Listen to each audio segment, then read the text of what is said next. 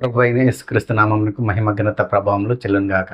దేవుడు ఇశ్రాయేల్ ప్రజలతో చెప్తున్నాడు. ఏమని చెప్తున్నాడు? నేను ఐగుప్తు దేశంలో నుండి వారిని రప్పించి అరణ్యంలోనికి తోడుకొని వచ్చి నా కట్టడాలను నా విధులను వారికి నియమించి తిని వాటిని అనుసరించేవాడు వాటి వలన బ్రతుకును అని దేవుడు సెలవిచ్చుచున్నాడు. ఒకప్పుడు ఇశ్రాయేల్ ప్రజలు ఐగుప్తుకు వెళ్ళకముందు దేవుని అనుసరించి జీవించేవాళ్ళు. ఎప్పుడైతే ఐగుప్తుకు వెళ్ళారో అక్కడ దేవుడు వారిని పోషించడం జరిగింది. ఐగుప్తులో కరువు వచ్చినప్పటికీ వాళ్ళు ఆ కరువును అధిగమించి అక్కడ ఆహారం పుచ్చుకొని వాళ్ళు జీవించడం జరిగింది. కాబట్టి వాళ్ళు ఐగుప్తులోనే ఉండిపోవాల్సి వచ్చింది.